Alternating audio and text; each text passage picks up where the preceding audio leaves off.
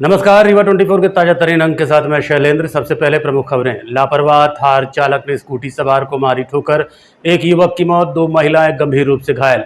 लूट के रुपए से नशे का कारोबार करने वाले 2 आरोपियों को पुलिस ने मौके से दबोचा। सर्राफा व्यापारियों को निशाना बनाने वाली महिलाओं की गैंग एक बार फिर सक्रिय। और नए भवन में शुरू हुआ न्यायालय, पुराना परिसर हुआ सूना। व्यवस्थाओं को लेकर अधिवक्ताओं का फूटा आक्रोश। इन खबरों सहित अन्य खबरें विस्तार से। बर्थडे पार्टी से लौट रहे स्कूटी सवार परिवार को थार चालक ने जोरदार ठोकर मार दी। घटना में एक युवक की मौत हो गई, जबकि 2 महिलाएं गंभीर रूप से घायल हुई हैं। वहीं चालक अस्पताल में वाहन छोड़कर फरार हो गया। रविवार की शाम सिमरिया थाना क्षेत्र अंतर्गत बीणा गांव में तेज रफ्तार जा रहे रईस जायते ने बर्थडे पार्टी से लौट रहे स्कूटी सवार परिवार को कुचल दिया, जिसमें स्कूटी चालक युवक की मौके पर ही मौत हो गई, जबकि 2 पहिया वाहन में सवार 2 महिलाएं गंभीर रूप से घायल हो गईं। स्थानीय निवासियों के द्वारा की गई घेराबंदी के चलते थार चालक मृतक सहित घायल महिलाओं को अपने वाहन में लेकर संजय गांधी अस्पताल लाया और मृतक सहित घायलों को वाहन से उतारने के बाद वहां से फरार हो गया। दुर्घटना के संबंध में जानकारी देते हुए मृतक के पिता मुनीन्द्र प्रसाद गौतम निवासी गुड़हर ने क्या कहा, सुनिए। औरत का और बच्ची का एक्सीडेंट हुआ है, तो बालक की डेथ हो गई है और बच्ची का हाथ पैर दोनों टूट गए हैं और मलकिन के सिर में दर्द लगा है, चोट ज्यादा। ये कहाँ गए थे, कहाँ से ये सिमरिया गए थे मऊहरा। भतीज का वो था जन्मदिन, तो वो वहाँ से खाना पीना खा के वापस आ रहे थे, तो ये थार वाला मार दिया है। स्कूटी में थे तो ये मार दिया है ठोकर। स्कूटी में कौन कौन लोग थे? स्कूटी में 3 लोग। कौन कौन? पुष्पेंद्र गौतम जो डेथ हो गई, फिर प्राची गौतम बहन और मम्मी उसकी थी केशकली गौतम। लड़के की उम्र कितनी थी? लड़के की 26-27 साल थी। गाड़ी जो जिसने एक्सीडेंट किया है वो अब ये इसका पता नहीं कौन है। गाड़ी छोड़ के भाग गया है। हाँ, गाड़ी छोड़ के भाग गया। नहीं, जो यहाँ पुलिस वाले आए हैं वो ये बता रहे हैं, जो यहाँ पुलिस वाले आए थे अभी, वो ये बता रहे हैं कि घायलों को लेकर ये गाड़ी आई है और इस गाड़ी को उन्होंने जब्त किया है, ले जा रहे हैं। हाँ, लिए जा रहे हैं, दवैया थाना में खड़ी करेंगे। घटना की जानकारी मिलते ही मौके पर पहुंची महिया पुलिस ने दुर्घटना करने वाली थार जीप को अपने कब्जे में लेते हुए वाहन चालक और उसके मालिक की तलाश शुरू कर दी है।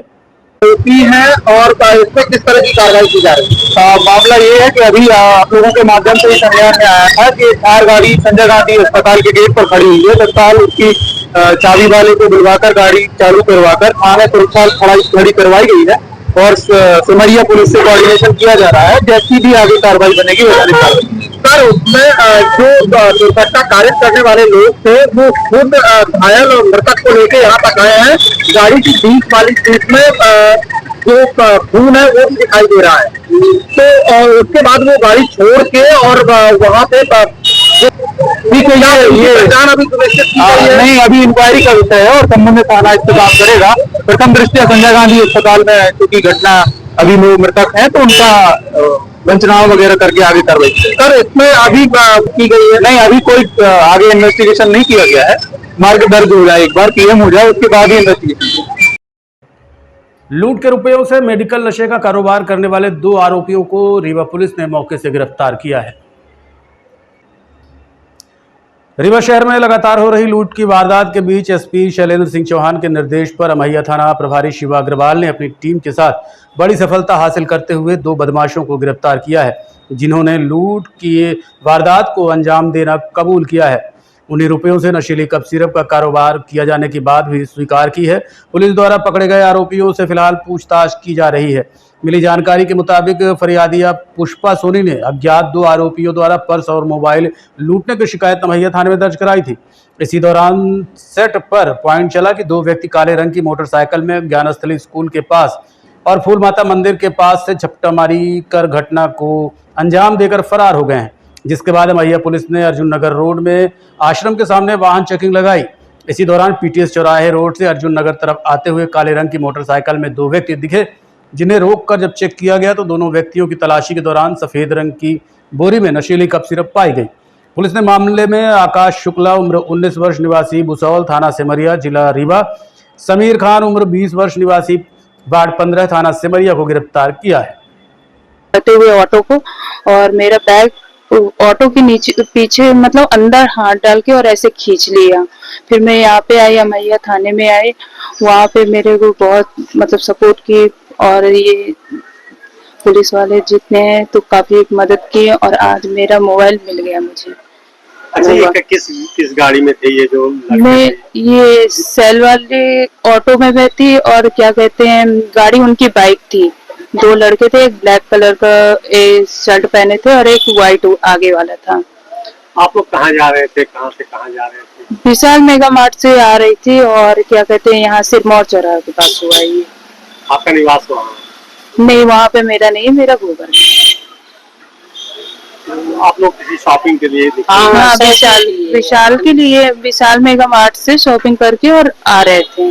आपके साथ और कौन था? मेरी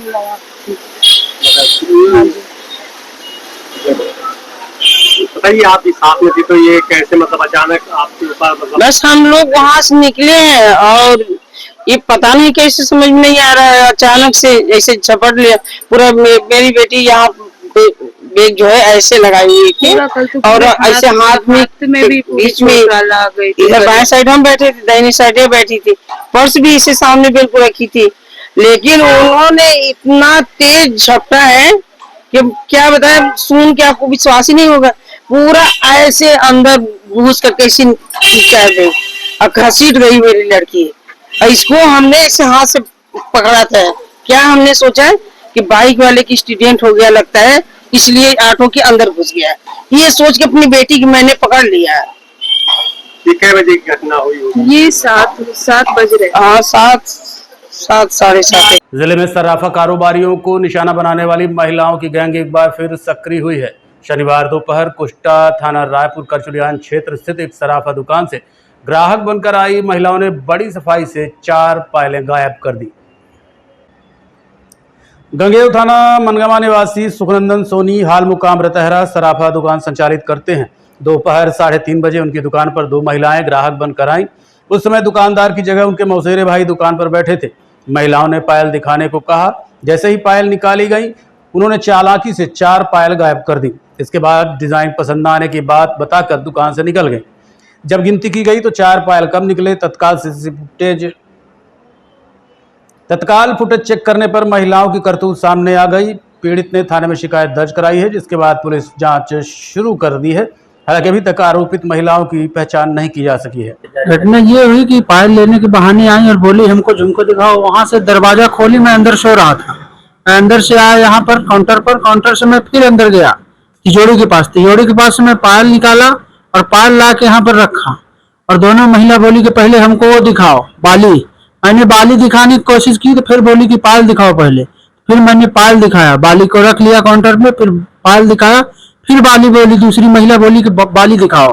फिर मैंने बाली दिखाया और बाली दिखाने के बहाने में एक आपने बात में हमको बहका ली और दूसरी जो है तो पायल देख रही है और धीरे से साइड में अपनी पर्स में डाल रही है। कितनी महिलाएं आई थी? 2 महिला। कितना सामान ले गई आपके? सामान हमारा ले गई है 3-4 तो पायल ले गई है। तो उनके बातचीत से कैसा लग रहा था? लोग बातचीत से लग रहा था यही की है, रीवा की है, लोकल ही, बाहर की नहीं लग रहा। लगभग कितनी उम्र रही होगी? उम्र उनकी मुश्किल से एक की उम्र थी 20 से 25 साल लड़की की और उस औरत की 28 से 30 साल के आसपास। कहाँ शिकायत दर्ज कर? नए कोर्ट परिसर में शिफ्ट होने के बाद रीवा का पुराना कोर्ट परिसर अब सूना सा हो गया है, जिसे लेकर स्थानीय वकीलों के मन में कुछ मलाल भी है। देखिए रीवा 24 न्यूज़ की एक खास रिपोर्ट। समय बदलता है और बदलाव ही जीवन का नियम है, लेकिन जब बदलाव हमारी यादों से जुड़ा हो तब मन कहीं न कहीं उदास भी हो उठता है। रीवा का पुराना न्यायालय परिसर, वही भवन जहां से न्याय की गूंज दशकों तक सुनाई देती रही, आज सूना हो चला है। ये वही परिसर है जिसने कभी विंध्य प्रदेश का हाई कोर्ट देखा। यही वो जमीन है जहां से न्याय की मशाल जलाई गई और लाखों मामलों का निपटारा हुआ। समय की करवट ने इसे जिला न्यायालय में बदला और अब बदलाव की नई लहर इसे विरासत की लहर में पीछे छोड़ गई। जहां कभी अधिवक्ताओं की भीड़ रहती थी, फाइलों की खटपट और जिरह की आवाजें गूंजती थी, वहां अब सन्नाटा पसरा है। वकील मानते हैं कि नया भवन आधुनिक है, सुविधाओं से लैस है, लेकिन पुराने भवन से भावनात्मक लगाव यूं ही नहीं मिटता है। इतिहास गवाह है कि इस परिसर ने सिर्फ न्याय ही नहीं बल्कि विंध्य की न्यायिक परंपरा को भी संजोया है। ये भवन अब भले ही सक्रिय न्याय का केंद्र न हो, लेकिन इसके साथ जुड़े वक्त और अनुभव अमर रहेंगे। अभी आज ये न्यायालय भवन जा रहा है, यहाँ से कैसा महसूस कर रहे हैं, क्या कहेंगे इस बारे में आप? देखिए, ये हमारी धरोहर है और आज़ादी के पहले से यहाँ स्थापित है। ये पुराना विंध्य प्रदेश का हाई कोर्ट भवन रहा है। उसके बाद न्यायालय भवन की स्थापना हुई यहाँ पर। हमारी आस्था यहाँ से जुड़ी है। मैंने 25 वर्ष यहाँ पर न्यायालयीन कार्य में अपनी सेवाएं दिया और जब इसको हटाने की बात आई तो मैं लगभग 6 वर्ष तक निरंतर मैं ये आंदोलन चलाने का काम किया। हमारे अधिवक्ता साथियों ने, तमाम रीवा जिले के वासियों ने सहयोग किया। हमारी मंशा ये नहीं थी कि नवीन न्यायालय भवन ना बने, मेरी मंशा ये थी कि नवीन न्यायालय भवन बने, लेकिन इसी ज़मीन पर बने। ये हमारी धरोहर है। आसपास जो ज़मीनें कम रही हैं, पर्याप्त आसपास ज़मीनें थी, वहाँ बने, लेकिन डिप्टी सीएम की जिद ने हमको इस न्यायालय भवन से जुदा कर दिया। आज मैं बड़े भावुक होकर के बात कर रहा हूँ कि हम अपना ये धरोहर नहीं बचा पाए, न्यायालय भवन नहीं बचा पाए। और मैं ये कहना चाहता हूँ डिप्टी सीएम साहब से कि आपके पास अब धन दौलत की कमी नहीं है, एक अच्छा काम करके जाइए और इसमें एक नई बिल्डिंग बनाइए। और यहाँ आसपास जो फोरम न्यायालय है और जो औद्योगिक न्यायालय है, श्रम न्यायालय है और बाल न्यायालय है, उनकी स्थापना कराएं यहाँ पर। चूँकि यहीं पर हमारी मंशा इसलिए थी यहाँ पर कि यहीं पर कलेक्ट्रेट भवन है, कमिश्नरी है और ज़िले भर के प्रशासन के यहाँ पर ऑफिस हैं। तो यहीं पर यदि न्यायालय भवन रहेगा तो हमारे ज़िलेवासी पक्षकारों को, पूरे ज़िले के पक्षकारों को सस्ता सुलभ न्याय मिलेगा। लेकिन अब उनको सस्ता सुलभ न्याय नहीं मिलेगा, उनको न्याय पाने के लिए दर दर भटकना पड़ेगा, क्योंकि जो मामले हमारे न्यायालय में चलते हैं वो कहीं ना कहीं कमिश्नरी से, कलेक्ट्रेट से भी जुड़े होते हैं। हर जगह पक्षकार को, वकील को आना पड़ता है। ये हमें तकलीफ़ है।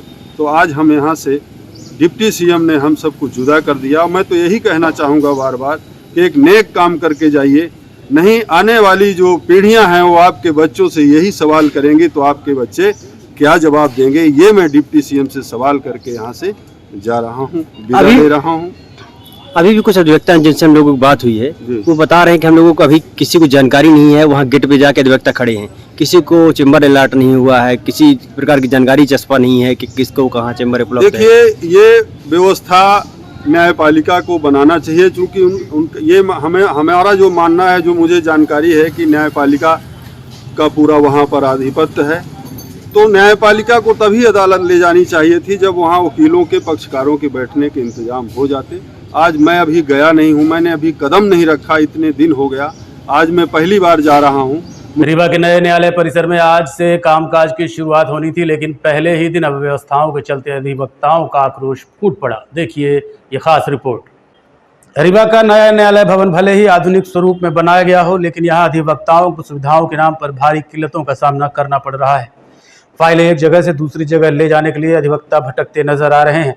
बैठने की समुचित व्यवस्था नहीं है, रिकॉर्ड रूम अस्त व्यस्त और मूलभूत सुविधाओं की भारी कमी ने वकीलों का गुस्सा निकल पड़ा है। अधिवक्ताओं का कहना है कि नए भवन में आने के बाद से लगातार समस्याओं का सामना कर रहे हैं, लेकिन उनकी फरियाद सुनने वाला कोई नहीं है। आपको बताते चले कि जब से नया कोर्ट परिसर बना है तभी से व्यवस्थाओं को लेकर विरोध चल रहा है, लेकिन अभी तक कोई समुचित समाधान निकलकर सामने नहीं आया है, जिससे भविष्य में भी विरोध के स्वर फूटने की आशंका है और न्यायालय के कामकाज प्रभावित हो सकते हैं। जो उसका बहुत बड़ा अंग है, वकील जो है इस न्याय प्रणाली का एक प्रमुख अंग है, उस अंग की तो कोई व्यवस्था नहीं है। हम देख रहे हैं कि ना तो कहीं बैठने की व्यवस्था है, चैम्बर अलॉटमेंट होते थे, वो चैम्बर अलॉट नहीं हुए। हम अपने चैम्बर वहां छोड़ के चले आए, यहाँ हमारे पास कोई चैम्बर नहीं है, कहीं पानी नहीं आ रहा है, कहीं बिजली नहीं आ रही है। तो मेरा ख्याल इतनी जल्दी क्या थी। अब आज देखिए यहाँ से वहां तक पूरा हुजूम वकीलों का घूम रहा है। क्लाइंट नहीं है तो वकील है। हम किस पेशे से आते हैं, हमारा बड़ा सम्मानित पेशा है, हमारे सम्मान की धज्जियां उड़ रही कि हमारे पास कोई जगह नहीं है, हम घूम रहे हैं यहाँ से वहां, वहां से यहाँ। ये तो बड़ा गलत हुआ है। जिनको भी इस निर्णय को लिया, जिनने भी आज की तारीख पर कि हम आज से नई कोर्ट में जाएंगे, उसके पहले उनको ये व्यवस्था करनी चाहिए थी कि वकीलों के सम्मान के साथ उनके व्यवसाय करने के लिए जगह उपलब्ध हो जाए। क्या अपेक्षा है, और यदि नहीं होती तो क्या आप लोग नहीं, जब व्यवस्था अगर उपलब्ध नहीं होगी तो हम सोमवार से इस काम का बहिष्कार कर देंगे। हमारा कहना करना चाहिए। मैं अकेला निर्णय लेने वाला कोई नहीं हूँ।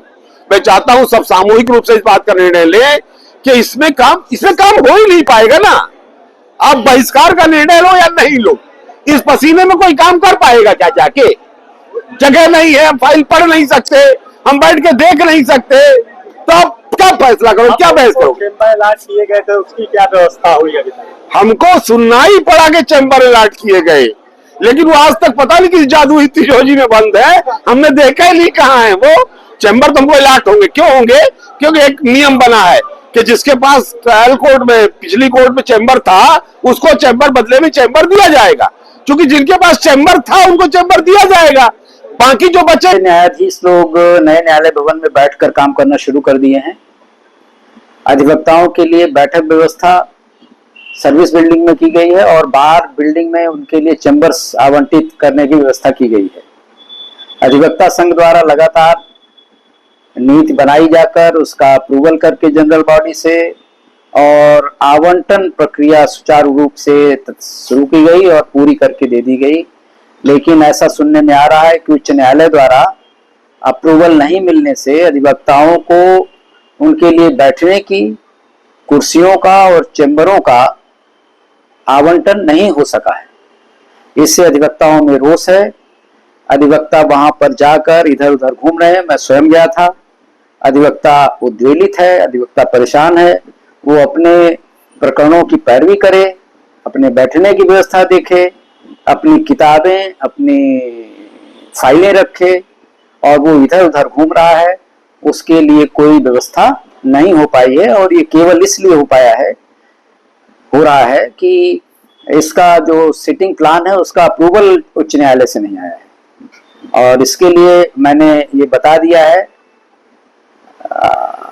डिस्ट्रिक्ट जज को भी बता दिया है कि 6 तारीख तक ये व्यवस्था हो जानी चाहिए, क्योंकि अभी छुट्टियां हैं। और 6 तारीख तक अगर व्यवस्था नहीं होती है तो मैं स्वयं 7 तारीख को मेन गेट में ताला बंद करूंगा और ना तो कोई अधिवक्ता जाएगा और ना कोई न्यायालय चालू होगी। इसके लिए मुझे जो भी परिणाम भुगतना होगा मैं भुगतने के लिए तैयार हूं। लेकिन ये तमाशा। अपर मुख्य सचिव की अध्यक्षता में रीवा के कलेक्ट्रेट सभागार में आज संभागीय समीक्षा बैठक का आयोजन किया गया।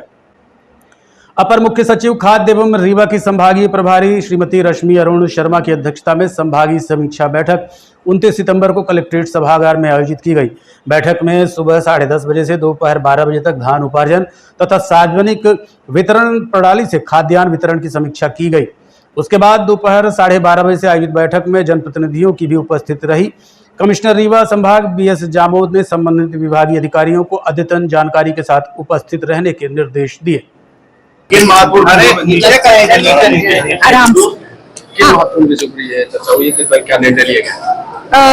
आज की बैठक है तो राज्य शासन के निर्देश है कि अपर मुख्य सचिव स्तर के जो अधिकारी हैं वो संभाग में जनप्रतिनिधियों की समस्याओं को समझेंगे और जो कोई प्रशासकीय दिक्कतें आ रही हैं, खासतौर पर जो नीतिगत मुद्दे हैं जो कि राज्य शासन के स्तर पर जिनका समाधान करना आवश्यक है, उसके बारे में समझ करके प्रयास करेंगे कि राज्य शासन के स्तर पर उसका समाधान किया जाए।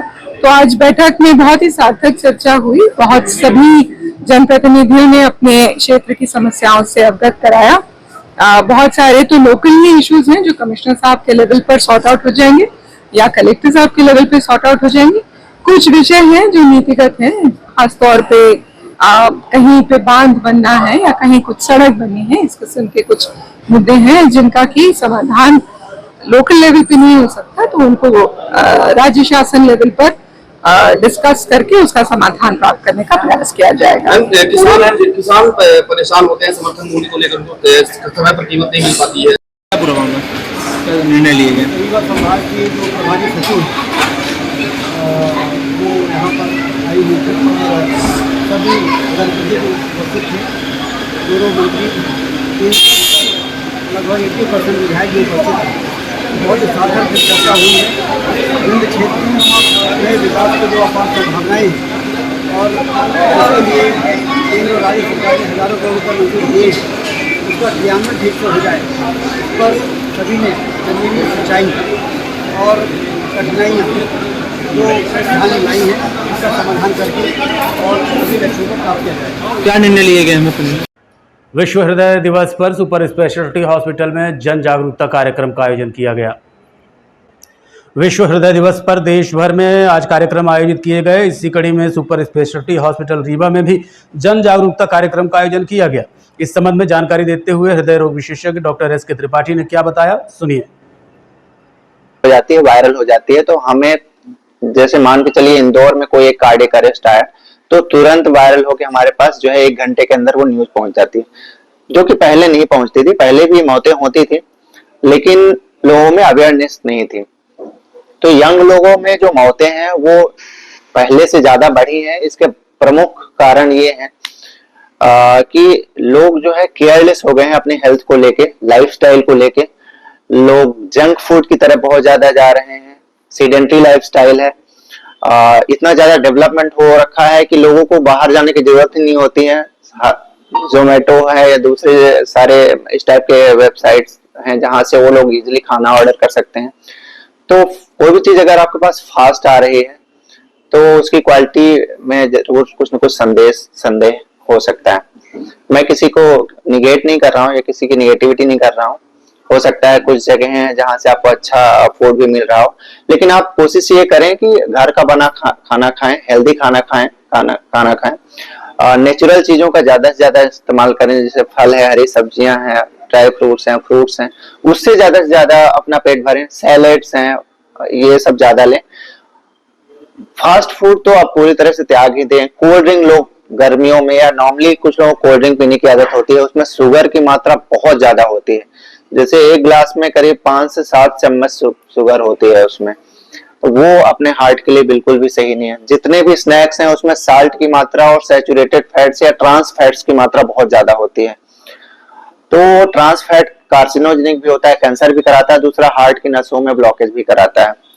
तो हम थोड़ा सा अवेयर रहें अपनी हेल्थ को लेके, क्योंकि थोड़ी सी अवेयरनेस भी रहेगी तो आपको समझ में आएगा कि हम अपने मुंह में क्या लेके जा रहे हैं, कहीं कचरा तो नहीं खा रहे हैं। तो टेस्ट के लिए सब कुछ नहीं करना है, अपने हेल्थ के लिए भी काम करना है।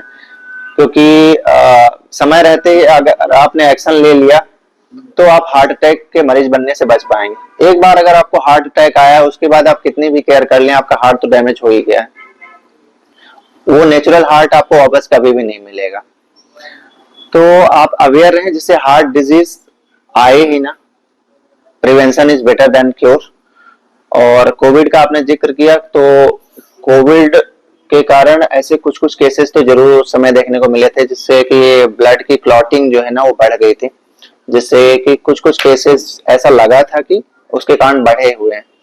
लेकिन मेरा पर्सनल एक्सपीरियंस ये है कि ऐसे बहुत ज्यादा केसेस देखने को नहीं मिल रहे हैं कि कोविड के कारण अटैक का रिस्क बढ़ा हो। जैसा पहले हार्ट अटैक का प्रिवेलेंस था वैसे लगभग अभी प्रिवेलेंस है। यंग लोगों में हार्ट अटैक का कारण जो एक तो मैंने लाइफस्टाइल बता दिया, दूसरा जेनेटिक कारण भी है।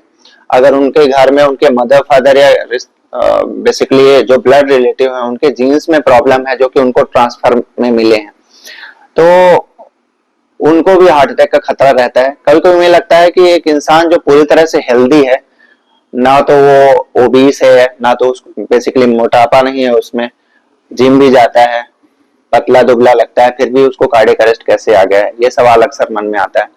तो उसमें कई सारे फैक्टर होते हैं जिसपे हम लोग ध्यान नहीं देते हैं। एक तो जेनेटिक फैक्टर है जो किसी को नहीं पता होता है, सिर्फ उसके घर वालों को पता होता है कि उनके मदर फादर से जो जीन्स उसको मिले हैं वो कैसे हैं। हो सकता है वो हार्ट डिजीज के रिस्क में पहले से ही रहा हो। दूसरा, सारे स्वस्थ नारी सशक्त परिवार अभियान के तहत शासकीय कन्या महाविद्यालय में एक कार्यक्रम का आयोजन किया गया। स्वस्थ नारी सशक्त परिवार अभियान के तहत आज शासकीय कन्या महाविद्यालय में एक भव्य कार्यक्रम का आयोजन किया गया। इस अवसर पर मुख्य अतिथि के रूप में उप मुख्यमंत्री राजेंद्र शुक्ल मौजूद रहे। कार्यक्रम में कॉलेज के प्राचार्य, प्राध्यापक गण और बड़ी संख्या में छात्र छात्राएं उपस्थित रहे। मंच से वक्ताओं ने कहा कि नारी स्वस्थ होगी तभी परिवार सशक्त होगा और परिवार सशक्त होगा तो समाज और राष्ट्र मजबूत बनेगा। इस मौके पर छात्राओं ने रंगारंग सांस्कृतिक कार्यक्रमों की प्रस्तुतियां दी और अभियान के संदेश को जन जन तक पहुंचाने का संकल्प लिया। काफ़ी नीचे है, किस तरीके से प्रयास होगा ऊपर लाने का? मातृ मृत्यु दर में जो प्रयास चल रहे हैं, जो गर्भवती माताएं हैं उनका पंजीयन 100% हो जाए, फिर उनका जो एंटीनेटल चेकअप होता है हर 3 महीने में, उसमें कोई चूक ना हो।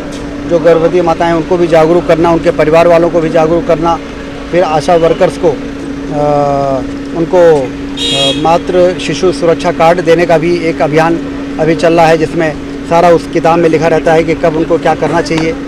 और हाई रिस्क प्रेग्नेंट लेडीज़ जो हैं जोखिम वाली, उनको आइडेंटिफाई करके और कम्युनिटी हेल्थ सेंटर में उनको हर महीने की 9 तारीख और 25 तारीख को पहुंचाना और वहां पर विशेषज्ञों को पहुंचाना और उनको रेगुलर हर महीने चेकअप करना, जिससे कि समय रहते या तो उनको परामर्श और दवाई मिल जाए या समय रहते उनको हायर सेंटर में, जिला अस्पताल और मेडिकल कॉलेज में रेफ़र करके और पहुंचाया जा सके, जिससे कि उनको खतरा कम हो जाए।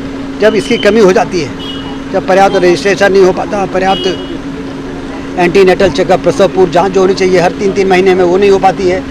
और जो हाई रिस्क प्रेग्नेंट लेडीज़ हैं वो अपने काम में भिड़ी रहती हैं, खेतों में जा रही हैं, मजदूरी कर रही हैं, मेहनत कर रही हैं और उनको मालूम नहीं है कि उनको हर महीने की 9 और 25 तारीख को कम्युनिटी हेल्थ सेंटर में पहुंचना चाहिए। तो इससे फिर मृत्यु दर बढ़ती है, लेकिन जो प्रयास हुए हैं उससे 175 से अब 143 में हमारी मातृ मृत्यु दर आ गई है और जैसे हमें 80 तक पहुँचाना है और जिस तरह से अब डिक्लाइन शुरू हो गया है तो अब ऐसा। देखते रहिए Rewa 24 news, city cable network. मिलते हैं छोटे से ब्रेक के बाद। हड्डी जोड़ एवं रीढ़ रोग तथा स्त्री रोग एवं प्रसूति रोग का इलाज एक ही छत के नीचे। विघ्नहर्ता hospital and trauma centre, hotel landmark के पास, रतहरा, रीवा। डॉक्टर संतोष सोनी, पूर्व चिकित्सक, बॉम्बे हॉस्पिटल, मुंबई। हड्डी जोड़ एवं रीढ़ रोग विशेषज्ञ, छोटे चीरे एवं दूरबीन विधि द्वारा हाथ तथा पैर की हड्डियों का ऑपरेशन। गठियाबात, जटिल एवं बिगड़े हुए फ्रैक्चर का बेहतर इलाज करते हैं डॉक्टर संतोष सोनी। विघ्नहर्ता हॉस्पिटल ट्रॉमा सेंटर में ही स्त्री एवं प्रसूत रोग विशेषज्ञ डॉक्टर शैलजा सोनी भी उपलब्ध हैं, जिनकी देखरेख में नॉर्मल डिलीवरी, सिजेरियन ऑपरेशन एवं बच्चेदानी से संबंधित ऑपरेशन की बेहतर सुविधा। संतानहीन दंपत्ति तत्काल संपर्क करें। विघ्नहर्ता hospital and trauma centre, hotel landmark के पास, रतहरा, रीवा। सुविधाजनक एवं सफल इलाज हेतु आज ही संपर्क करें। विघ्नहर्ता hospital and trauma centre, hotel landmark के पास, रतहरा, रीवा। मोबाइल नंबर 7828781983 अथवा 8462956774 पर।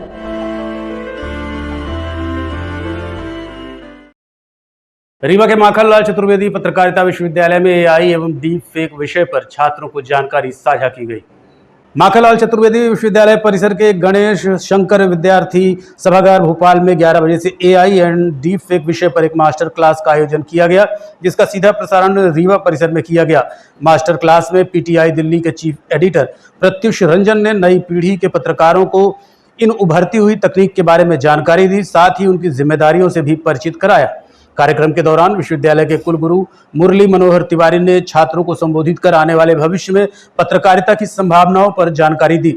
इस अवसर पर रीवा परिसर में प्रोफेसर जयराम शुक्ल, प्रभारी निदेशक डॉक्टर सत्येंद्र डेहरिया, रजिस्ट्रार विवेक शाकी के मार्गदर्शन में अध्ययनरत छात्र छात्र और व्याख्याता उपस्थित रहे। देखते रहिए Rewa 24 news, city cable network. मिलते हैं छोटे से ब्रेक के बाद।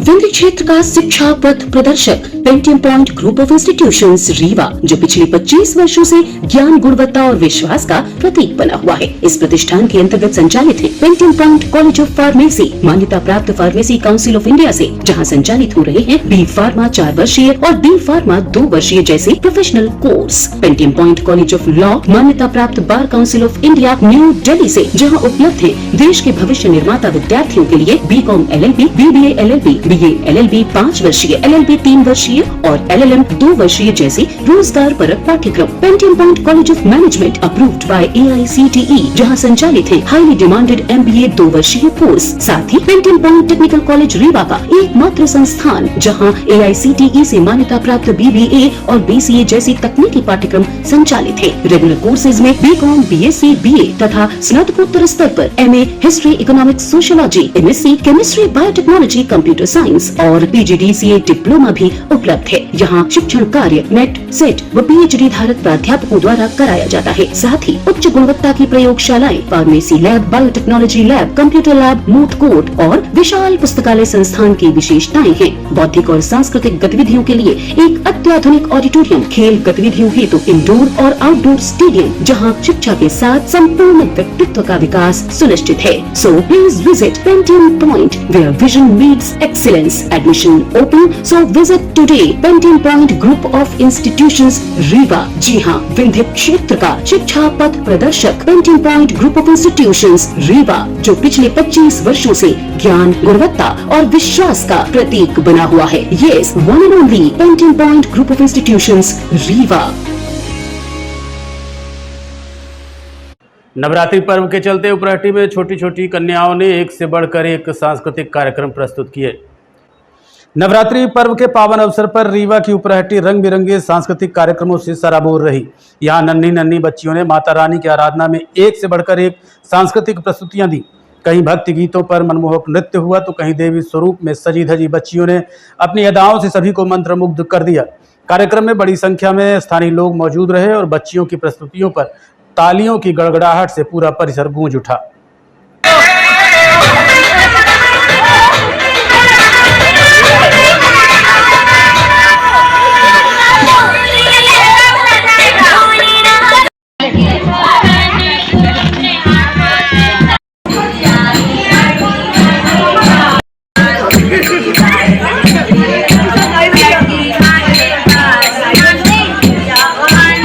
आज के अंक में इतना ही। देखते रहिए रीवा 24 न्यूज़। नमस्कार।